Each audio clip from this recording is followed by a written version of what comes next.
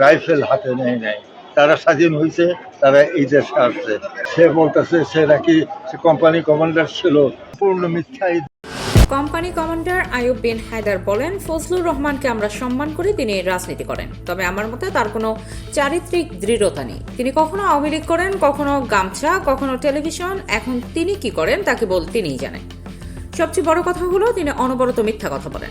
Company commander Ayub বিন হায়দার আরও বলেন, তিনি দাবি করেন তিনি বিএলএফ ছিলেন, অথচ সত্য হলো তিনি সহ আমার অনেক আত্মীয় সেই সময় বিএলএফে ছিলেন না।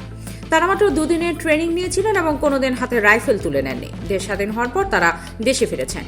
কিন্তু এখন দেখা যায় তিনি মোবাইল ও মিডিয়ায় এমনভাবে বিবৃতি দিচ্ছেন যেন তিনি সারা বিশ্বে নাম করে ফেলবেন।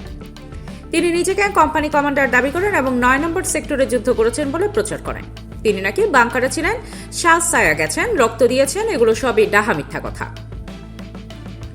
কোম্পানি কমান্ডার আইয়ুব বিন হায়দার বলেন, একজন রাজনৈতিক ব্যক্তিত্ব এভাবে মিথ্যা বলতে পারেন না। তিনি বড়জোর বলতে পারতেন যে তিনি একজন মুক্তিযোদ্ধা বা মুক্তিযুদ্ধের সপক্ষের লোক, কিন্তু নিজেকে কমান্ডার দাবি করা চরম মিথ্যাচার। অষ্টগ্রাম ও ইটনা এলাকায় একমাত্র আমি আইয়ুব বিন হায়দারি মাহবুব আলম ভারতের ইকো 1 থেকে ট্রেনিং প্রাপ্ত কোম্পানি কমান্ডার ছিলাম।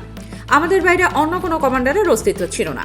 আজ ফুল সাহেব কিভাবে নিজেকে কমান্ডার দাবি করেন তাকে তো কেউ চেনে না।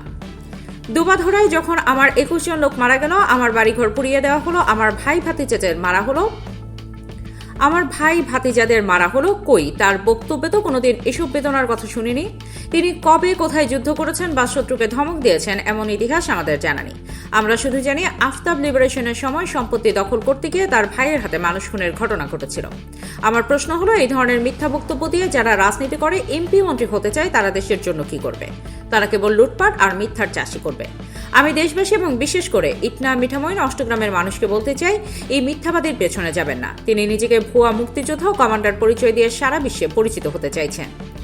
আমি মিঠামইনের সন্তান হিসেবে বুক ফুলিয়ে বলতে পারি, আমি কমান্ডার ছিলাম এবং যুদ্ধের সময় এলাকার আলবদরদের হাজার হাজার মানুষের সামনে বিচার করেছি। এমনকি আব্দুল হামিদ সাহেবের আত্মীয় ওস্তাদ খুরশিদ ও ইদুমুল্লার মতো অপরাধীদেরও আমি খতম করেছি।